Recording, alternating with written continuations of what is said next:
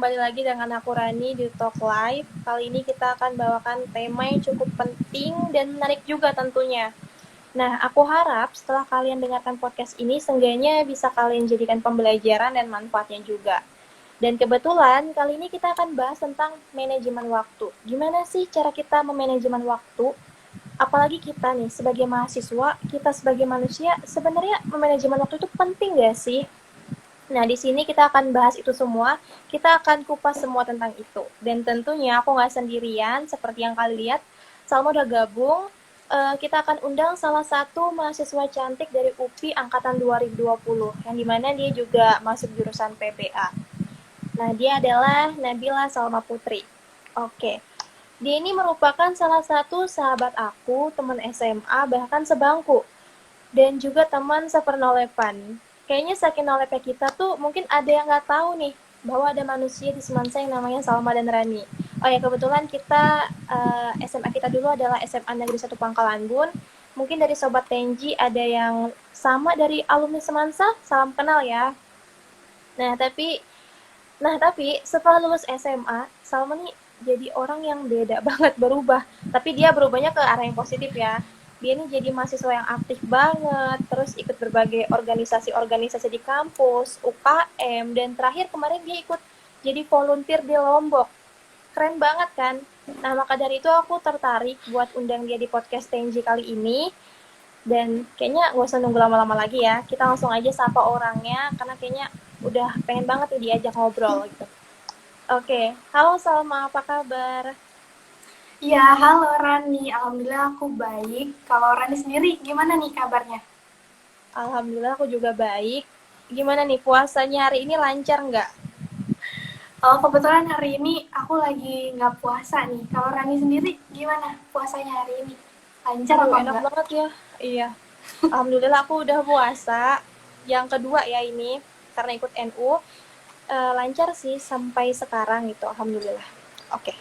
Oh ya, sebelum lanjut ngobrol, kita sapa dulu nih Sobat Tenji yang lagi nonton. Hai, selamat malam, pagi, sore, siang, dimanapun kalian berada. Di situasi apapun kalian nonton dan dengar podcast ini. Dan buat teman-teman kita juga yang di Kalteng, teman SD, SMP, SMA, dan tentunya teman-teman kita teman-teman mahasiswa di ULM, UPI, dan PT lainnya. Oke, ini ngomong-ngomong ya, kita kan mau bahas materi yang dimana uh, anak-anak kuliah zaman sekarang tuh justru bingung dengan pilihannya. Kayak ada yang pengen jadi mahasiswa biasa-biasa aja, atau istilahnya tuh kupu-kupu, kuliah pulang, atau ingin meningkatkan kualitas mereka dengan mengikuti berbagai organisasi.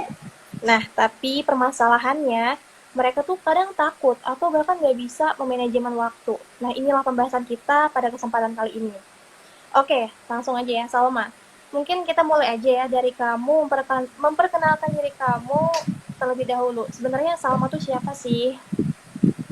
Oke, mungkin sebelum masuk ke perkenalan, aku mau berterima kasih dulu nih ke Tenzi Girls yang udah kasih kesempatan buat aku jadi pengisi di podcast kali ini. Semoga nanti dari podcast ini bakal ada yang bisa diambil lah ya sama teman-teman semua. Mungkin langsung Amin. aja uh, perkenalan diri ya. Perkenalkan semuanya, nama aku Nabila Salma Putri, biasa dipanggil Salma. Tapi semenjak masuk kuliah, aku jadi di sana tuh dipanggilnya Nabila gitu karena Oke. di jurusan aku tuh banyak banget yang namanya Salma. Jadi kan ketukar-tukar tuh ya, akhirnya aku Iya. memutuskan untuk oke, ganti nama panggilan aja nih jadi Nabila. Tapi di podcast ini manggilnya Salma aja ya. Uh, Terus aku lahir di Palangkaraya tanggal 16 November 2001. Sekarang aku umurnya 20 tahun, insya Allah tahun ini 21 tahun. Terus setelah lahir di Palangkaraya, aku itu tumbuh besar di Pangkalan Bun. Sekolah di sana sampai SMA. Kebetulan ketemu sama Raninya juga pas SMA ya, Ran, di SMA Bener N1 banget. Pangkalan Bun. Iya. Ya, jadi kita di situ kenal gitu, akhirnya berteman. Nah, terus setelah lulus SMA, kebetulan orang tua aku pindah kerja lagi ke Palangkaraya, jadinya aku sekarang stay di Palangkaraya dari lulus SMA gitu. Kebetulan karena kuliahnya masih daring juga, sampai sekarang masih di Palangkaraya aja. Terus mungkin kesibukan aku sekarang jadi mahasiswi semester 4 di jurusan Pendidikan Bahasa Arab Universitas Pendidikan Indonesia. Terus kalau misalkan ngomongin soal aku sendiri ya, kalau misalkan ngomongin soal pribadi aku nih, kayak yang tadi udah disinggung sama Rani ya, kalau sebenarnya aku tuh no lab gitu, jadi aku tuh merasa diri aku tuh seorang yang introvert gitu. Kayak yang tadi disinggung di awal, aku sama Rani tuh no lab di SMA, jadi gak banyak lah yang kenal sama kita gitu. Tapi Iya, bener banget. iya, tapi setelah lulus SMA, aku mulai tertarik for hal-hal baru untuk mengembangkan diri aku dari soft skill dan juga kemampuan untuk bersosialisasi gitu dengan cara ikut organisasi dan juga kegiatan-kegiatan kayak yang tadi udah disinggung sama Nani di awal. Disebutin gak nih kira-kira organisasi yang aku ikutin apa aja atau kegiatan yang aku ikutin? Boleh, silakan. Oke, jadi kalau untuk periode sekarang aku ikut DPM atau Dewan Perwakilan Mahasiswa di Komisi A sebagai anggota personalia. Jadi di situ menaungi atau mengawasi bagian administrasi dan juga keuangan. Terus selain itu aku juga ikut UKM UKM di kampus, yaitu UKM Radio atau SKUPI. Di situ aku double job sebagai operator dan announcer. Terus mungkin ya organisasinya atau UKM-nya itu aja sih, sisanya paling cuman aku ikut kegiatan-kegiatan kayak pelatihan. Kemarin sempat ikut pelatihan voice over, terus kursus KMMI, Kredensial Mikro Mahasiswa Indonesia, storytelling multibahasa, terus juga pelatihan esai, terus ikut apa nih namanya kegiatan-kegiatan kayak nyoba-nyoba ikut lomba, dan juga kemarin barusan gak lama aku ikut kegiatan volunteer gitu di Lombok sebagai panitia, juga panitia lomba esai gitu di Lombok.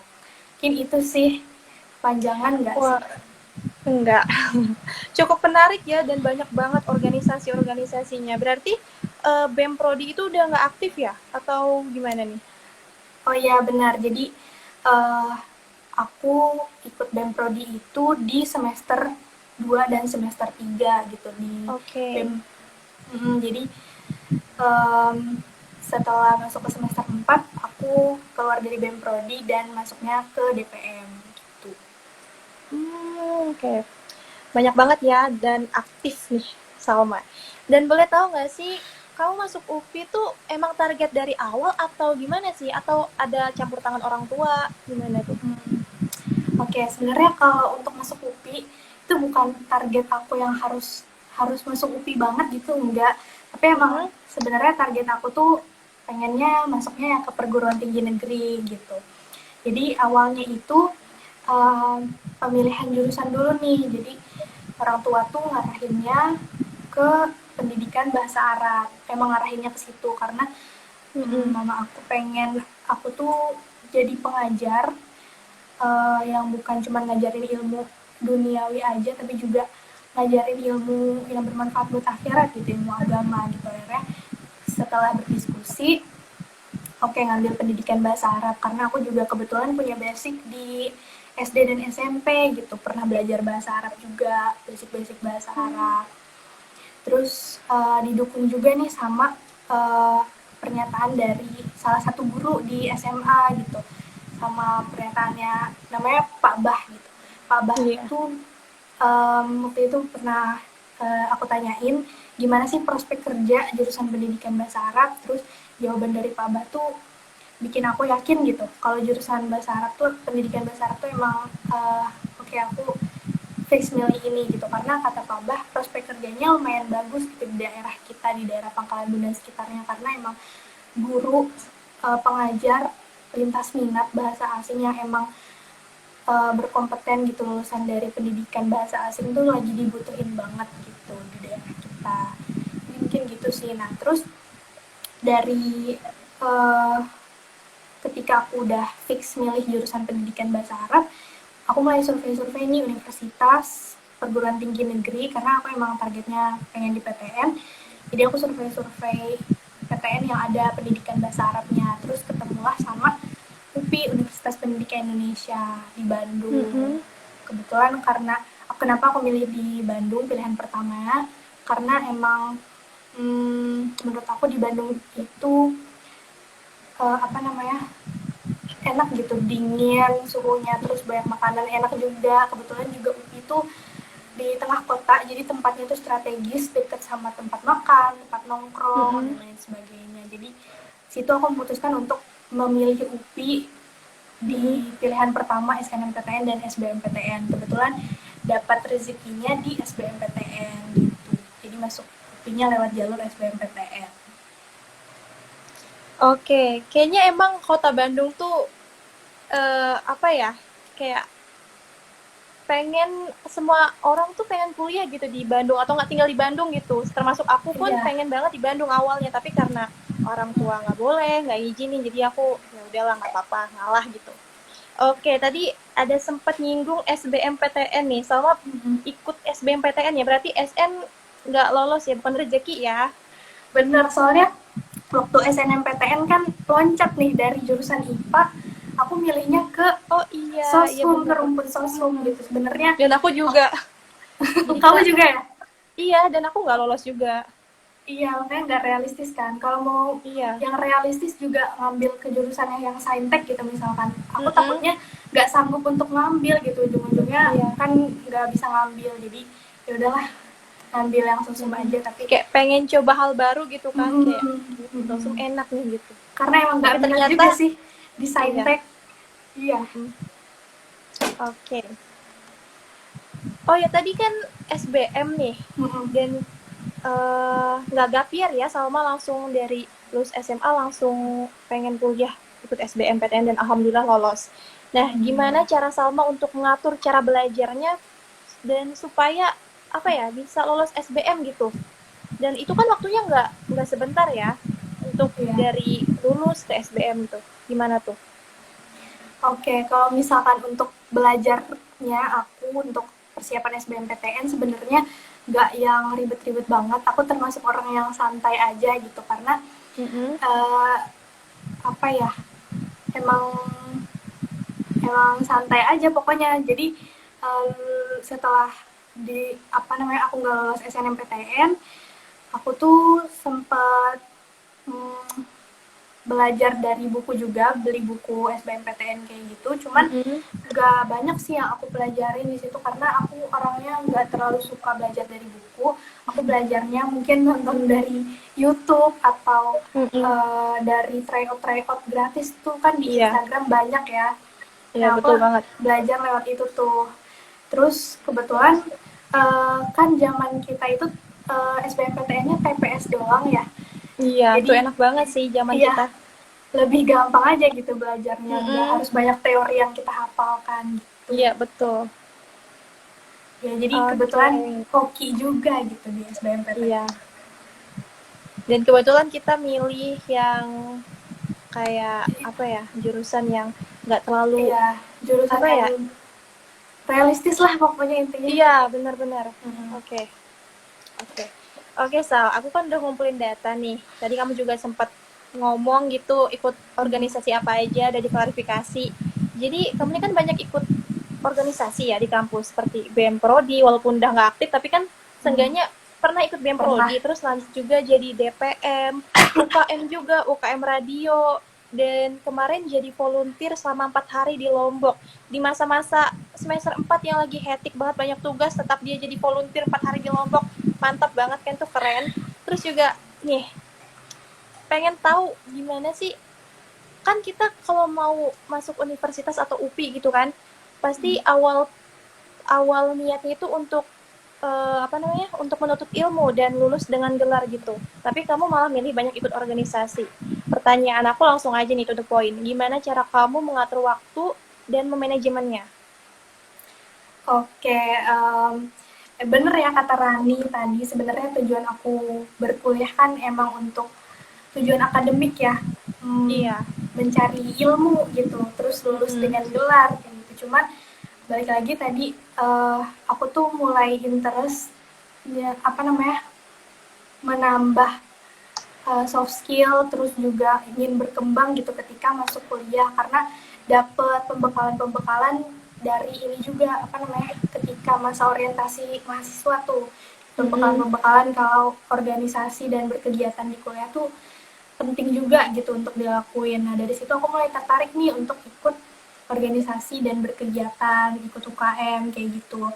Nah tapi sebelum masuk ke manajemen waktu, biasanya aku pastiin dulu nih sebelum masuk organisasi atau kegiatan gitu. Organisasi itu tuh sesuai nggak sama passion aku gitu. Terus kira-kira aku bakal betah nggak di situ, orang-orangnya di dalam situ bakal ngerangkul aku atau enggak. Terus manajemen waktu di organisasinya tuh baik atau enggak gitu. Karena kan kadang ada organisasi yang rapat sampai subuh gitu. Nah itu tuh bikin kita capek juga gitu. Nah kita bisa nanya-nanya dulu ke orang yang udah pernah di organisasi itu, kira-kira manajemen waktu organisasi ini tuh baik atau enggak gitu.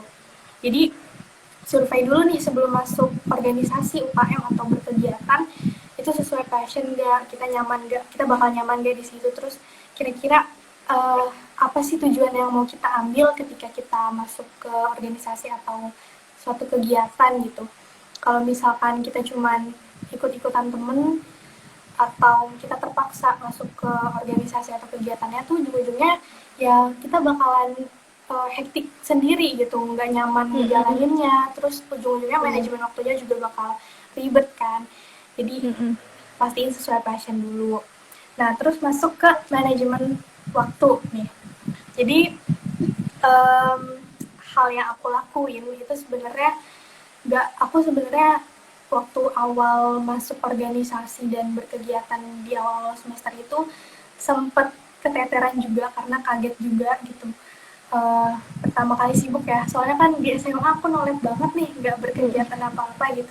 Tiba-tiba di kuliah ikut kegiatan, jadi lumayan keteteran, apalagi waktu itu di BEM aku jadi sekretaris bidang yang mengurusi administrasi, persuratan dan lain-lain, sedangkan aku nggak ada basic sama sekali di hal di kegiatan itu gitu. Jadinya aku belajar banyak hal dulu nih, gimana cara membuat surat, bagaimana memahami SOP administrasi dan lain sebagainya.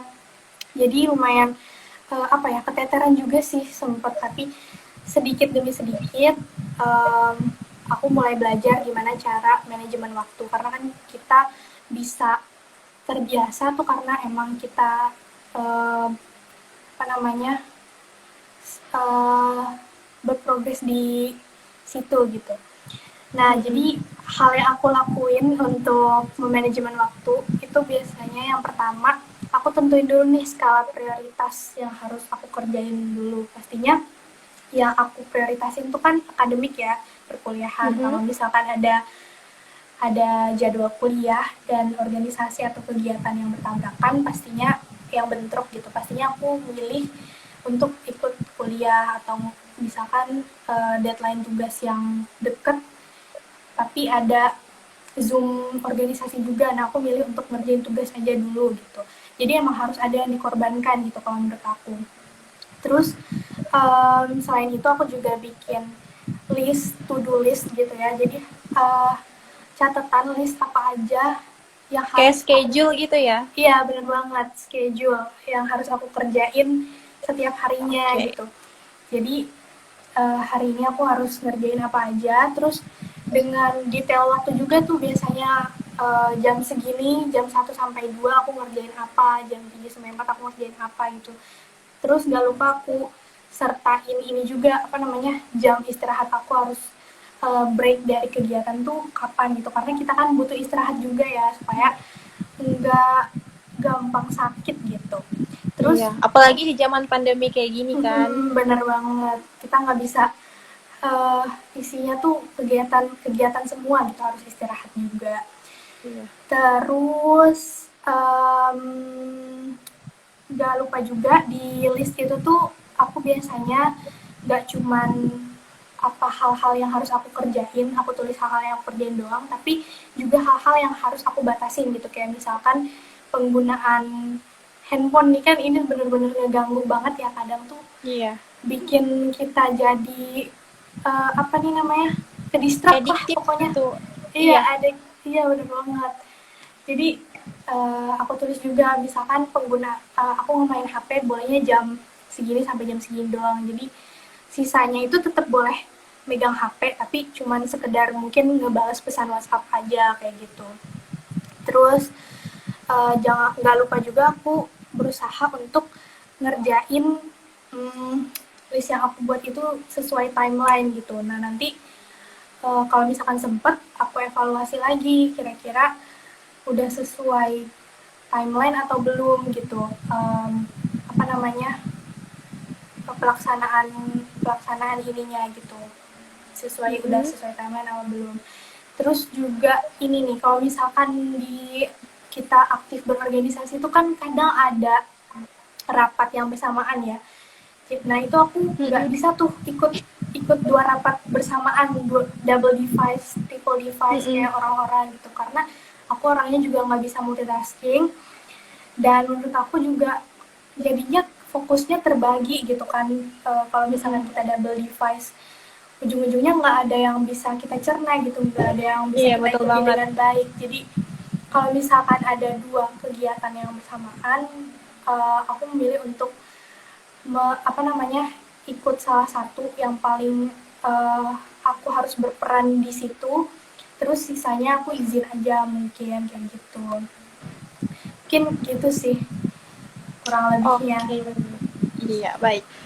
Jadi cara Salma untuk manajemen waktu itu sendiri yang aku dapat ya. Jadi yang pertama itu dia nentuin skala prioritasnya dulu. Karena kita kuliah pasti kita mentingin dulu kuliah daripada organisasi. Walaupun sepenting apapun organisasinya, tapi kalau udah mepet deadline tugasnya mending kuliah dulu ya. Terus juga yang kedua, dia bikin list schedule harian. Ini juga penting banget sih, karena aku juga begitu. Terus yang ketiga, atur waktu megang HP. Ya, betul. HP nih sangat mendistrak kita untuk ngerjain tugas atau apapun lah itu. Pokoknya kalau udah megang HP, apalagi buka TikTok, sosial media, Instagram tuh pasti udah Bener lupa banget. dengan segala hal gitu. Dan yang terakhir, jangan lupa evaluasi schedule yang udah kita lakukan tuh. Oke, Salma. Tapi kan tadi kita nyinggung tugas ya. Nah, ada satu penyakit nih di setiap orang, baik orang kuliah maupun sekolah. Penyakit itu adalah deadlineer, yaitu suka nunda-nunda. Ini kan salah satu hal yang gagal kan dalam manajemen waktu. Oke, dikasih tugas, misalnya nih dikasih tugas hari ini dikerjainnya pas mepet-mepet udah mau deadline-nya gitu. Dari Salma sendiri, ada nggak sih cara mengatasinya gitu? Oke, kalau untuk deadlineer ya, sebenarnya Mm-mm. jujur aku pun terkadang juga bisa jadi seorang deadlineer gitu, karena pastinya nggak bisa kita pungkiri serajin-rajinnya orang pasti bakal ada saat dimana dia tuh stuck banget dan males gitu untuk ngelakuin pekerjaan, ujung-ujungnya ditunda sampai mepet deadline kan. Aku juga kadang kayak gitu, cuman aku menyadari kalau kayak gitu tuh akhirnya ujung-ujungnya kita jadi tugasnya tuh, kualitas tugasnya tuh kurang optimal gitu karena asal Mm-mm. ngerjain gitu. Terus juga istirahat jadi kurang karena kan pasti kalau misalkan mepet deadline tuh kita dituntut untuk SKS ya, sistem kebut semalam Mm-mm. gitu. Jadi kadang begadang buat ngerjain tugas gitu. Jadi nggak bener-bener nggak worth it lah buat dikerjain gitu. Aku ada beberapa cara yang pernah aku lakuin dan ini lumayan ngaruh juga buat aku Mm-mm. supaya nggak jadi seorang deadlineer. Yang Iya. pertama tadi pastinya balik ke yang tadi lagi, aku nentuin skala prioritas nih. Misalkan kayak bikin schedule juga tadi, mana yang harus aku kerjain dulu kayak gitu. Terus hari ini aku harus ngerjain yang mana dulu. Terus misalkan hari ini apa jam segini aku harus ngerjain apa, jam segini aku harus ngerjain apa kayak gitu. Nah terus ada satu cara yang pernah aku baca, dia itu lumayan ngaruh juga, aku pernah nerapin ini juga. Jadi kita itu bikin deadline baru buat diri kita sendiri gitu. Jadi misalkan Mm-mm. tugasnya tuh dikasih deadline-nya seminggu. Nah kita bikin deadline baru nih, kita harus selesai tugasnya itu dalam waktu 5 hari aja gitu. terapin buat diri kita. Terus kita komitmen sama tenggat waktu atau deadline yang udah kita tentuin tadi. Terus pastiin progres kita tuh sesuai sama rencana waktu yang udah kita tentuin juga gitu. Habis itu karena ini tuh apa ya, enak gitu jadinya kalau misalkan kita ngerjainnya udah jauh-jauh dari deadline, nanti sisa waktunya tuh kita bisa review lagi tugas kita, terus kalau misalkan ada waktu bisa direvisi lagi kayak gitu. Terus kalau misalkan ngerjain ngerjain tugas atau job desk gitu ya, aku suka ngerusahain buat ngejauhin semua distraksi gitu. Kayak misalkan HP aku jauhin, terus aku kan juga suka makan ya. Kalau misalkan ngerjain tugas sambil makan kan kayaknya nggak mungkin karena kita harus ngetik juga. Jadi fokus makan kita. Bener banget. Jadi aku ngejauhin tuh hal-hal yang bisa mendistrak kayak HP, makanan, dan lain sebagainya kayak gitu mungkin. Oke, jadi yang aku dapat ambil ya dari jawaban Salma ini, cara kita untuk mengatasi sifat kita yang penyakit kita yang deadliner ini, yang pertama kita schedule nih tugas-tugas yang misalnya deadline-nya 2 hari lagi nih, kita berarti harus memprioritaskan deadline yang 2 hari lagi kayak gitu ya. Terus juga bikin deadline ala kita sendiri, kayak misalnya seperti yang Salma bilang, misalnya deadline-nya seminggu, kita bikin deadline sendiri kayak 5 hari lah harus selesai kayak gitu. Karena kayaknya istilah bersusah-susah dulu, bersenang-senang kemudian gitu kan. Kayak ada waktu buat kita enjoy, pokoknya me time kayak gitulah. Terus juga jauhi segala distraksi, misalnya HP, terus pokoknya hal-hal favorit kita gitu, jauhin dulu. Oke Salma, kita udah bahas nih dari awal mula perjalanan masuk kuliah kamu, manajemen waktu. Pas kuliah cukup banyak insight yang aku dapat dan pastinya Sobat TNG juga. Dan gak kerasa kita hampir 20 menitan deh ini ya, cukup lama kan? Benar-benar sharing yang luar biasa, dan jujur aku terinspirasi dengan segala keaktifan Salma yang sekarang. Aku juga termotivasi, dan kayaknya karena aku juga prinsip mahasiswa kupu-kupu, jadi pas ngelihat Salma aktif banget kayaknya aku bisa juga deh kayak gitu. Terus oke Sal, ada closing statement nggak? Oke, mungkin kalau closing statement ya dari aku, apa ya, mungkin kalau dari aku tuh menjadi mahasiswa yang aktif di organisasi dan kegiatan itu punya banyak manfaat banget, mulai dari menambah soft skills, relasi, pengalaman, pembelajaran, banyak banget. Jadi buat teman-teman yang mau aktif berkuliah sambil berorganisasi itu jangan takut, karena pasti ada jalan gitu untuk kita bisa manajemen waktu. Tapi balik lagi, kalau misalkan kalian mau masuk ke organisasi atau kegiatan, pastiin itu sesuai sama passion kalian, terus pastiin kalian bakal nyaman juga di situ, di organisasi atau kegiatan tersebut. Terus ketika kalian masuk ke suatu organisasi atau kegiatan, kalian juga harus pastiin kalian tuh siap untuk bisa memanajemen waktunya gitu, karena tetap harus memprioritaskan kuliah gitu ya. Mungkin itu sih dari aku. Kalau misalkan dari teman-teman yang lain ada cara nih yang menurut kalian lebih efektif, ya bisa sharing waktu, ya bisa sharing juga biar kita sama-sama belajar juga gitu. Betul banget sih. Oke, baik, terima kasih Salma udah mau menyempatkan waktunya di podcast TNG yang perdana ini. Semoga semoga cerita-cerita di Talk Live ini bermanfaat buat kita semua. Terima kasih juga buat teman-teman yang udah menyempatkan waktunya menonton. Kami sampai ketemu lagi di video TNG lainnya. Sekian, aku Rani dari TNG Girls, pamit. That's why I don't worry about the things that I don't see. These days I don't